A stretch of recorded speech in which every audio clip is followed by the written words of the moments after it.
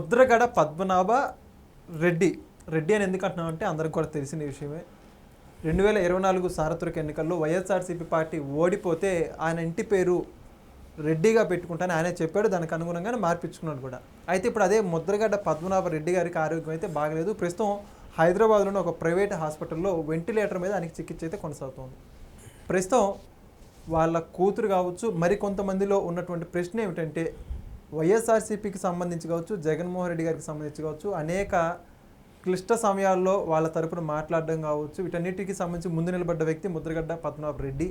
మరి ఇప్పుడు ఈరోజు ఆయన అనారోగ్యంతో ఉంటే ఎందుకని జగన్మోహన్ రెడ్డి గారు హాస్పిటల్కి వెళ్ళి పరామర్శించట్లేదు అని చెప్పేసి మొదలవుతున్నటువంటి ప్రశ్న. ఇదే అంశానికి సంబంధించి పూర్తి విషయాలు తెలుసుకోవడానికి మనతో పాటు ఉన్నారు సీనియర్ జర్నలిస్ట్ దుర్గాకుమార్ గారు. సార్ నమస్తే అండి. నమస్తే వెంకట్, మన వానరా వీక్షక మిత్రులకు కూడా. సార్, జగన్మోహన్ రెడ్డి గారు ఎందుకని ముద్రగడ పద్మనాభ రెడ్డిని పరామర్శించడానికి వెళ్ళట్లేదని చెప్పేసి ఇప్పుడు చర్చ నడుస్తుంది. కారణం ఏమై ఉండొచ్చు అంటారు? అసలుకి ఎందుకని? ఇప్పుడు ఒక పక్క చూసుకుంటే కాపులందరూ కూడా వైఎస్ఆర్సీపీకి సంబంధించిన కాపులందరూ కూడా మీటింగ్లు పెట్టి మమ్మల్ని అది పట్టించుకోవట్లేదు, ఇది పట్టించుకోలేదు అని మాట్లాడుతున్నారు. ఆ సమావేశాలు ఎక్కడ కూడా ఆయన కనపడట్లేదు, ఎందుకంటే ఆరోగ్యం బాగాలేదు కాబట్టి. మరి హాస్పిటల్లో ఉంటే కనీసం పలకరించాలి కదా. వైఎస్ఆర్సీపీ నుంచి ఎందుకు పరామర్శ కరువైందని చెప్పేసి మాట్లాడుతున్నారు. ఏమంటారు మీరు? ఇది అసలు ఈ చర్చ రావటం, అసలు ఇలాంటి పరిస్థితి రావటం ముఖ్యంగా నాలాంటి వాళ్ళకి చాలా బాధాకరమైన అంశం. ఎందుకంటే ముద్రగడ పద్మనాభ రెడ్డి అని అంటున్నారు కదా, అసలు మాబోటి వాళ్ళకి ఆ పేరు అంటం కూడా ఇబ్బందికరంగానే అనిపిస్తుంది. ఆయన గజెట్తో మార్పించుకోవచ్చు, కానీ ఆయనకి ప్రజల హృదయాల్లో ఉన్న పేరు, ఇప్పటి నుంచో ఉన్న పేరు, మంచి పేరు ముద్రగడ పద్మనాభమే చాలు. ఆయనకు ఆ చివర రెడ్డి అనే పదంతో అది మింగుడు పడతలా ఎవరికి కూడా. మరి ఎందుకు ఆయన అటువంటి పరిస్థితి కల్పించుకున్నాడో తెలియదు. ఆయనకు ఆ పేరు పెట్టుకోవటం ద్వారా ప్రజలకి కూడా, ప్రజల మనసులకు కూడా ఆయన దూరం అయ్యాడు. అలాగే ఆ సామాజిక వర్గానికి, లేకపోతే ఆయన కుటుంబ సభ్యులకు కూడా అది బాధాకరమైన అంశమే. ఆయన కేవలం పట్టుదల కోసం వెళ్ళి, పట్టుదల కోసం ఎవరికి కోసం వెళ్ళాలి? మన కోసం ప్రాణం ఇచ్చేవాడి కోసం అట్లాంటి పట్టుదల పడితే అర్థం ఉంది. కేవలం వ్యాపార దృక్పథంతో ఉండే జగన్మోహన్ రెడ్డి లాంటి వ్యక్తిని నమ్ముకుని ఆయన అంత కఠినమైన నిర్ణయం తీసుకుని, అంటే ఆ పేరు మార్చుకోవటంతోనే అదేదో ఆయనకి ఏదో జరిగిందని కాదు, కానీ ఆయన ప్రజలకి దూరం అయిపోయాడు. తర్వాత ఆయన అభిమానులు అన్ని వర్గాల్లో కూడా ఆయనకి అభిమానులు ఉన్నారు. ఆయన జనతా పార్టీ టైంలో జనతా పార్టీ క్యాండిడేట్గా గెలిచిన వ్యక్తి.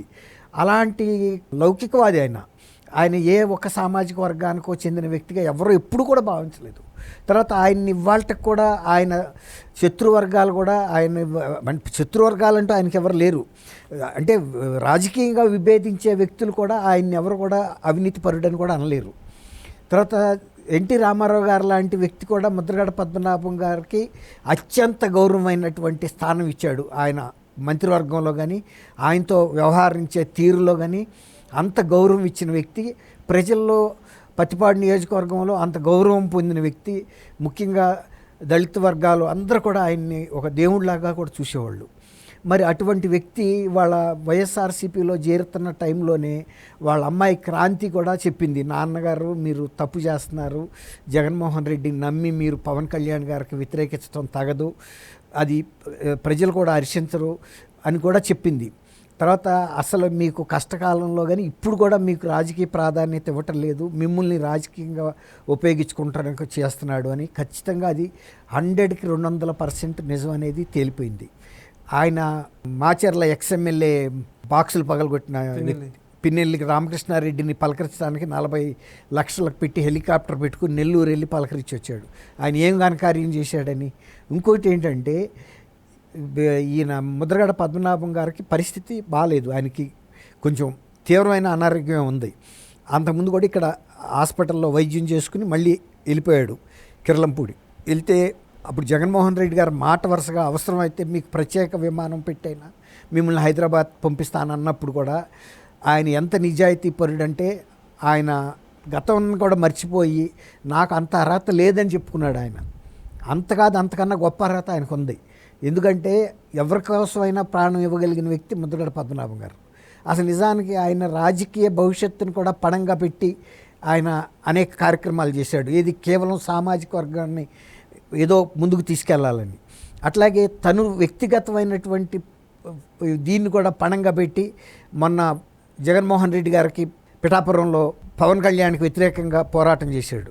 తర్వాత అనేక సార్లు తెలుగుదేశంతో ఆయనకి పెద్ద ఇబ్బంది ఏం లేదు నిజానికి, కానీ వైఎస్ఆర్సీపీకి రాజకీయ ప్రయోజనం కల్పించడం కోసం అనేక అంశాల మీద లేఖాస్త్రాలు రాశాడు. అదే వైఎస్ఆర్సీపీ పార్టీలో ఉన్నప్పుడు ఆ లేఖాంశాలు మొత్తం బంద్ అయింది. ఆ రకంగా కూడా ఆయన వ్యక్తిగత విశ్వసనీయత కూడా దెబ్బతింది.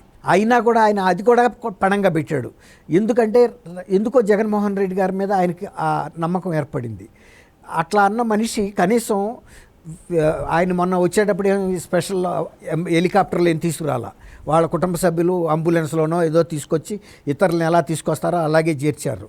కానీ మీరు అన్నట్టు ఆయన వెళ్ళకపోయినా ఆయన ప్రతినిధిగా అయినా ఎవరినన్నా బాధ్యత గల మనిషినైనా వెళ్ళి పరామర్శించాల్సిన అవసరం ఉంది. ఇంకోటి ఇదే టైంలో ఒక విచారకరమైన సంఘటన ఏంటంటే, ముద్రగడ పద్మనాభం గారు మీరు చెప్పారు కృత్రిమ శ్వాస మీద వెంటిలేటర్ మీద ఇక్కడ వైద్యం పొందుతున్న సమయంలో అదే జిల్లాలో అదే సామాజిక వర్గానికి చెందిన అనేక మంది మాజీ మంత్రులు, సీనియర్ నాయకులు, ఎమ్మెల్యేలు, మాజీ ఎంపీలు అక్కడ సమావేశం పెట్టుకుని రామచంద్రాపురం దగ్గర వెంకటాపురం విలేజ్లో నియోజకవర్గంలో మేము జగన్మోహన్ రెడ్డి గారు పల్లకి మోయటానికి సిద్ధంగా ఉండామని చెబుతున్నారు.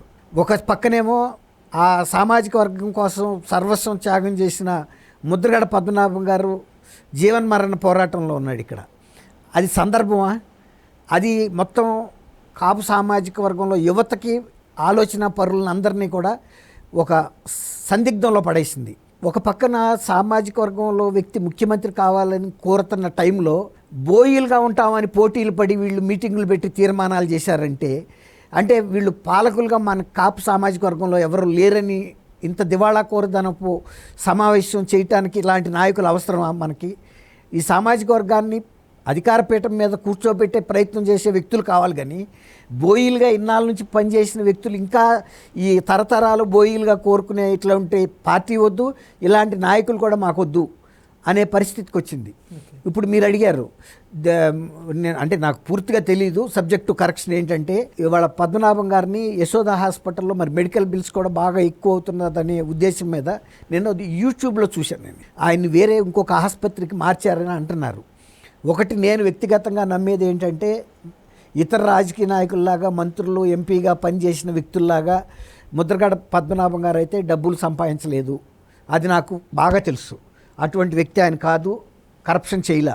కాబట్టి ఒక మధ్యతరగతి కుటుంబీకులు ఎలాంటి ఆర్థిక పరిస్థితి ఉంటుందో వాళ్ళకు కూడా అంతే ఉంటుందని నేను అనుకుంటున్నాను. ఒకప్పుడు థియేటర్ ఉంటే ఉండొచ్చు, వాళ్ళ నాన్నగారి టైంలో సంపాదించింది. ఇవాళ థియేటర్ల మీద పెద్దగా రావట్లేదు. రైస్ మిల్ కూడా ఉందో లేదో, ఉంటా కూడా రైస్ మిల్ అది మామూలు రైస్ మిల్లే కానీ మరీ పెద్ద రైస్ మిల్ ఏం కాదు.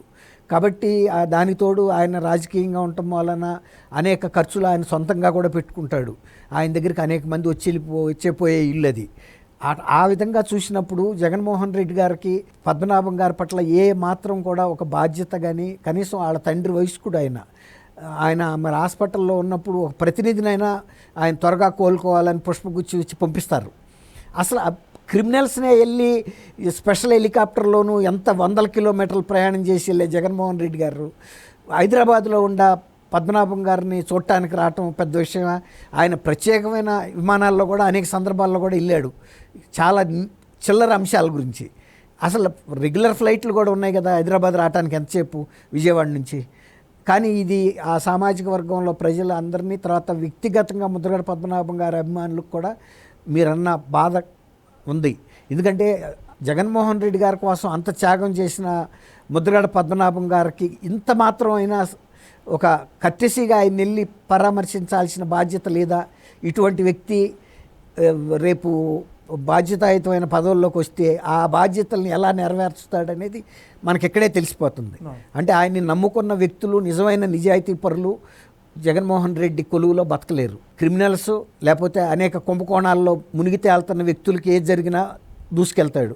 ముద్రగడ పద్మనాభం గారి మీద ఏదైనా ఒక కుంభకోణంలో ఒక కేసు ఎక్కడన్నా ఉందా? ఎప్పుడైనా ఉందా? కాబట్టి ముద్రగడ పద్మనాభం గారి అమ్మాయి క్రాంతి, ఆయనకి కూతురు అయిన ఒక తల్లిలాగా చెప్పిన మాట ఆయన వినకపోవటం ఆయనకి ఇది ఒక గుణపాఠంలాగా అనుకుంటున్నాం.